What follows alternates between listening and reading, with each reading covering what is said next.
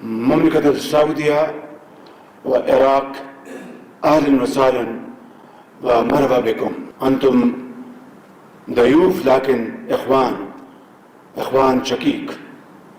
Alhamdulillah. Your presence here is a reflection of the excellent ties that we are privileged to enjoy with our friendly countries. Let me commend the Commandant of this great Institute of Learning for maintaining the highest standard of training and extend my heartiest congratulations to the course participants for the successful completion of your training. Ladies and gentlemen, today the threats we face are no longer limited to conventional battlefields. They are multifaceted, ranging from kinetic warfare to cyber attacks, economic coercion, to disinformation campaigns and hybrid threats that challenge both our borders and our ideological frontiers. The recent Indian aggression against Pakistan, violating our territorial integrity and targeting our innocent civilians, was not merely countered successfully, but instead we succeeded in turning the tables on those who are dreaming of establishing a new norm. On the diplomatic front, our offer of a neutral, independent and credible investigation into the so-called 𝗣𝗶𝗀𝗀𝗀 terrorist incident was brushed aside by India, that knew fully well that such an investigation would only uncover the ugly truth. With its false allegations exposed, India resorted to unleashing its missiles against Pakistan on 6th of May. Our response, both on the ground and in the air, left India completely baffled and shell-shocked, particularly after its Air Force lost several of their highly prized aircrafts and missile defense systems. The Indian leaders had no option but to concoct patently false explanation for their losses. India tried sneaking in once again in the wee hours of 10th May, but their frustration was obvious, loud and clear. That very early morning, I received a call from Field Marshal Syed Asim Munir. He sounded calm, poised, yet confident and fully prepared. Throughout this crisis, his bold, courageous, fearless, and inspiring leadership stirred the armed forces and galvanized them as a wall of steel. Surely he has entirely earned the rare title of Field Marshal. Our counter-strike Operation 𝗤𝗂𝗏𝗻𝗄𝗂 destroyed the enemy's defenses and shattered the myth of their military might. I must also acknowledge the heroics of our Air Force, led by Air Chief Marshal 𝗤𝗂𝗏𝗵𝗲𝗵𝗯, who displayed exemplary professionalism in downing enemy jets with precision and accuracy. Ladies and gentlemen, Pakistan accepted the ceasefire offer brokered by the United States and other brotherly and friendly countries in the interest of peace, progress, and prosperity in South Asia. More importantly, India's much wanted claim that they would establish a new norm was buried for all times to come by our brave armed forces. On top of it, these claims were ridiculed by the Indians themselves.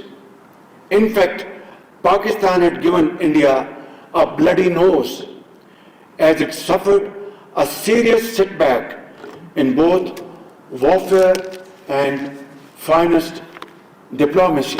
The unprecedented synergy of our armed forces, the civilian leadership, and the indomitable spirit of our people, steeled by our faith in the infinite mercy of Allah subhanahu wa ta'ala, granted us a glorious victory that will echo through the annals of history. In fact, it is Pakistan that has established a new norm in its relation with India. Henceforth, we shall not allow her to behave in an arrogant and haughty manner ever again, inshallah. And if and when it does so, we will respond with full force. Nor will we ever allow India to weaponize water by holding the Indus Water Treaty in abeyance. This is an absolute red line for us. I must mention, and without mincing words, that while we have succeeded on the military front, Pakistan continues to face major challenges in the fields of economy and governance as well. Let me recall back in April 2022, when I assumed the office of Prime Minister for a short while, about 16 months, just to illustrate the gravity of the situation at that point in time. International banks were refusing our letters of credit for our vital imports like energy and other very important imports linked to Pakistan's well-being. Another most serious was the threat of international lending agencies of walking away from what they perceived agree on a way forward. And as a result of that meeting in Paris, in July 2023, we were able to sign a standby agreement with IMF, which averted an impending economic meltdown. Allah was absolutely, infinitely merciful and kind. Then again, assuming office now in March 2024, we lost no time to introduce major reforms coupled with cast iron guarantees to the lending agencies that we would not shy away from undertaking difficult, tough, but very relevant, deep-rooted structural changes in our system and our administrative organization.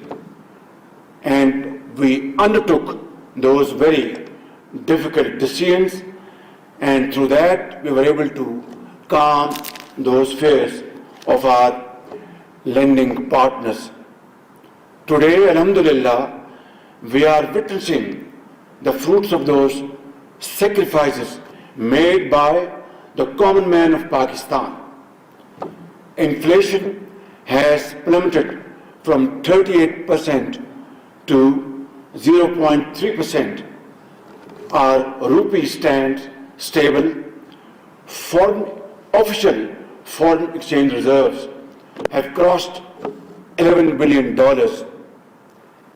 and galloping interest rate, which was 22.5% in 2022, have come down to 11%. Simply put, a reduction of 50%. But my very respected officers, these achievements, significant as they are, represent only the beginning of a very arduous, difficult, thorny journey towards progress and prosperity. On the way, we will meet huge challenges like mountains, rivers. We'll have to surmount them. We'll have to cross those rivers through commitment, unwavering commitment to our nation, to our people. And that will require sacrifices, sweat and blood. Without that, no nation on the face of the earth was able to stand up from the ashes of defeat and touch the zenith of glory. Alhamdulillah, Pakistan at this point in time is flying high. Our morale is very strong.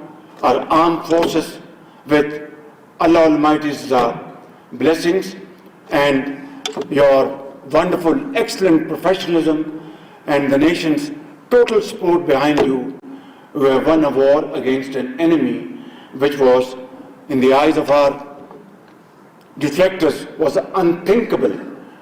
But we have converted this unthinkable into a reality. And that is, I think, our finest hour in our history. But now is the time to use this moment and convert this moment into something this nation has been longing for, praying for, that when that hour would arrive, when Pakistan's economic progress and prosperity would be not only witnessed by them, enjoyed by them, but the world at large would stand up and respect Pakistan's grit and its hard work and its infinite efforts to achieve a point for which this country was carved out under the leadership of 𝗤𝗂𝗍 Muhammad Ali Jinnah, and sacrifices of millions of people who crossed rivers of blood on the way. They lost everything in terms of human lives and properties in this ardent hope that we will reach our destination, Islamic Republic of Pakistan, carved out of India with these great sacrifices, and they will enjoy a life according to their hard work, merit in the society. 77 years down the line, my very honorable professional soldiers, that dream has yet to be realized. But as they say, it is never too late. This is the moment has arrived. It's all up to us to catch this moment and convert into a success story unparalleled in the annals of history. Difficult, but not impossible. I can guarantee you by the grace of God. It only requires, we have everything in this country. Allah Almighty has blessed us with these great brains, courageous faces sitting in this room, and all over the country. Great talent, engineers, doctors, scientists, land, very fertile land, and natural resources. What we lack is the will to do. If we can really capture this moment, I can guarantee you, not only we will compensate for the losses of the past, but we'll have glorious future, and our posterity will be grateful to all of you and to all of us.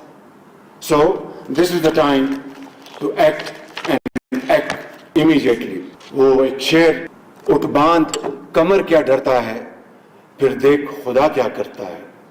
मैं समझता हूँ कि ये वो मौका है कि जिसे आज पूरी कौम को इंतजार था।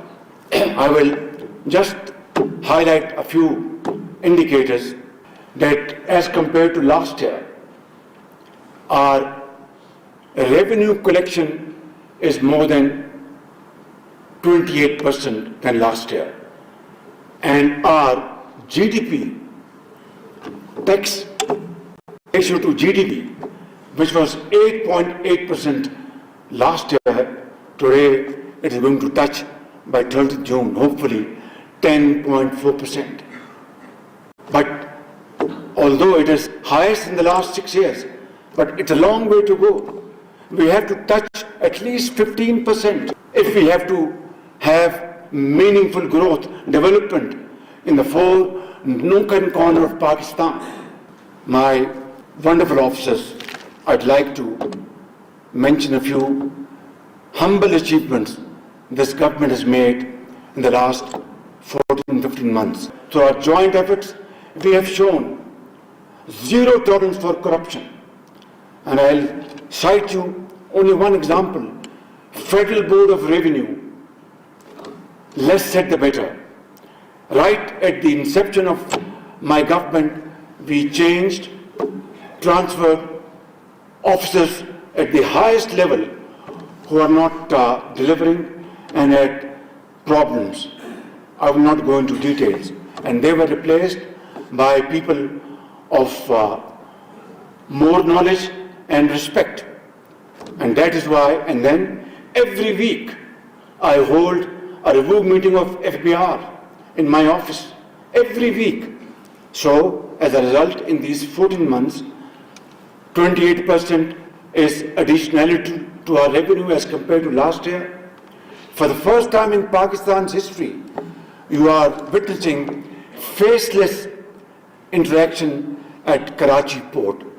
And this model will be replicated in all other seaports and dry ports.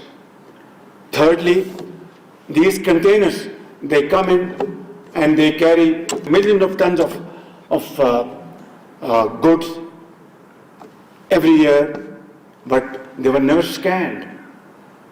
Pakistan had enough resources to spend a few $1 million to import these scanners and scan these containers and to see what are the goods which have been shipped and check misdeclaration, under invoicing. But it was never done. Not that I'm trying to take the credit. I'm trying to explain you the apathy and lethargy, including myself, we have faced over the last 77 years. But now is the time to stand up and accept the challenge and move forward in unison, which we are by the grace of God in the last more than 1 year. And then smuggling has been another cancerous problem for Pakistan. And it was said that this is one area that can never be plugged. I can assure you, my very honorable officers, that Alhamdulillah, in the last 1 year, there is significant reduction in smuggling. And again, I would say the credit goes to, in this particular case, mostly to Field Marshal Sayyid Asim Munir. To Afghanistan, we used to have smuggled sugar. I'm giving you one example of billions of rupees. This year, we have exported to Afghanistan sugar worth $211 million. Otherwise, this amount of sugar would have been, under normal circumstances, smuggled to Afghanistan, and not a dime would have been recovered and put in the exchequer. This is one shining example which can be replicated in every walk of life, every sphere of life. Again, what it demands the will to do. Otherwise, we have everything under the sun to convert this land into the most beautiful and most progressive land around the globe. Then, in power sector, there is massive leakage, pilferage, चोरी होती है बिजली 500 अरब रुपए की साल की. फिर वो IPPs, they have made their profits. This is the first time that these IPP agreements have been renegotiated, and coupled with other steps we have taken. Alhamdulillah, 2 months ago, I announced a respite of ₹7 per unit in electricity tariff across the board. So these examples I have quoted here not to impress you, but for your kind consideration that this is how nation can be built by the grace of God. Then we are moving in crypto and blockchain technologies. We are fast moving towards motion of information technology, spending huge sums of monies to train our HR. For example, 1,000 agri-engineers, fresh graduates from all the 4 provinces of Pakistan are being sent to China to acquire modern technology in the field of agriculture. Imagine Pakistan, an agrarian economy, and yet at times we are exporting wheat, at times we are importing wheat, at times we are exporting sugar, at times we are importing sugar. These are the challenges, and these challenges have to be met with full commitment, like I've just mentioned a few examples. A few drops in the ocean, like drop by drop, it will become a flowing river by the grace of God. My dear officers, terrorism is another challenge. We have lost 90,000 great Pakistanis in the process. Are very brave soldiers, officers, civilians, doctors, engineers, mothers, sons, and politicians, doctors, scientists. All of them have paid huge price, human lives, and we lost business economic losses of $150 billion over these decades. And I think there cannot be a bigger manifestation of our commitment to defeat this menace, which has resurged back in 2018 in KP, here in Balochistan, and sparsely some on other parts of Pakistan, again paying their lives to defeat this menace. And today again, you are standing before this menace, and inshallah, through your great efforts, inshallah, we will be able to overpower this scoundrel for all time to come, inshallah. Another 2 points on diplomatic front, alhamdulillah, our outreach is consolidating, and our traditional friends are, inshallah, are very well engaged with us, and partnerships in counterterrorism, partnerships in investment trade, all these subjects are being discussed with them proactively. But let me say, a time-tested friendship with China, Kingdom of Saudi Arabia, UAE, Turkey, Qatar, Iran, Azerbaijan, and other Central Asian states are growing even stronger as we are ready to build mutually beneficial trade, investment, and economic ties. China is the most time-tested friend of Pakistan. Saudi Arabia is one of the most reliable, trustworthy friend of Pakistan. And so are others, Turkey, Qatar, UAE. But let me make this point abundantly clear. They expect us now to engage them in trade, in commerce, innovation, research and development, education, health, investments, in profitable ventures, mutually beneficial. And they no more expect that we go there with a begging bowl. And I am the last person, along with Field Marshal Sayyid Asim Munir, to carry this burden anymore on my shoulder, because it ultimately translates on the shoulders of this great nation. So what is the answer? The answer is pure and simple, that the natural resources, human resources Allah Almighty has blessed us with, we must make full use of it and deploy them for these very profitable ventures.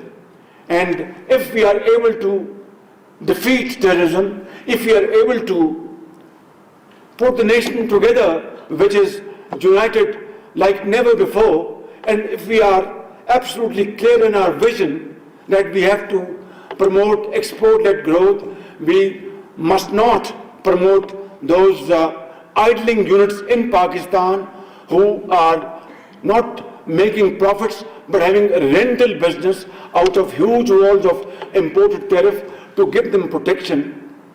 These are details, I'm not going into it. Suffice it to say that there is, sky is the limit for us to, alhamdulillah, be ready with these large investments. We are carving our path forward, our way forward on these lines. And one day soon, inshallah, if we really act on this way forward, a day will dawn soon, inshallah. Look at Japan and Germany. What happened in the Second World War? They were annihilated. During the Second World War, they lost their cities after cities. And then, with their iron resolve, they converted their defeat into hard work and untiring efforts. And within 60 years, 70 years, they have touched the zenith of glory through untiring efforts, through blood and through sweat. And today, Germany and Japan, they count amongst the first 10 most growing economies in the world. Why can't we be? I think it's a question we have to ponder over. And I can tell you, if we seriously and sincerely ponder over this question, the answer is loud and clear. जब अपना काफिला अज़्म यकीन से निकलेगा, जब अपना काफिला अज़्म यकीन से निकलेगा, जहाँ से चाहेंगे रास्ता वहीं से निकलेगा, वतन की मट्टी मुझे एड़ियाँ रगड़ने दे, मुझे यकीन है चश्मा यहीं से निकलेगा. This is how we have to move forward. There is no other way. Finally, I'd like to say, your journey is here as a continuation of a long legacy of your predecessors who held high the flag of Pakistan, not only in combat, but were also at the call of duty in times of floods, earthquakes, and other natural disasters.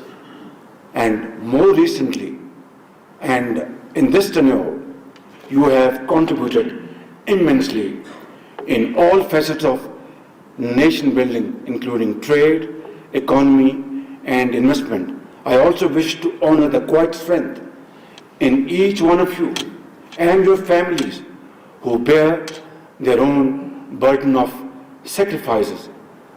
The mother who sends her son to a freezing outpost, the wife who raises a family while her husband serves on the frontier, the child who grows up cherishing medals instead of memories. They may not wear the uniform, but their patriotism is embroidered in every thread of our national fabric. Ladies and gentlemen, I want to conclude with a parting thought. You have chosen a path of selfless service, one that demands courage, fortitude, loyalty, and sacrifice. In your hands lie not just the safety and security of our borders, but the very ethos of Islamic Republic of Pakistan. May you always be guided by integrity, duty, and faith. May your courage inspire generations to come, and may your outstanding service shine forever as a beacon of hope and pride for this great nation. May Allah Almighty protect you and our beloved homeland, Pakistan Zindabad.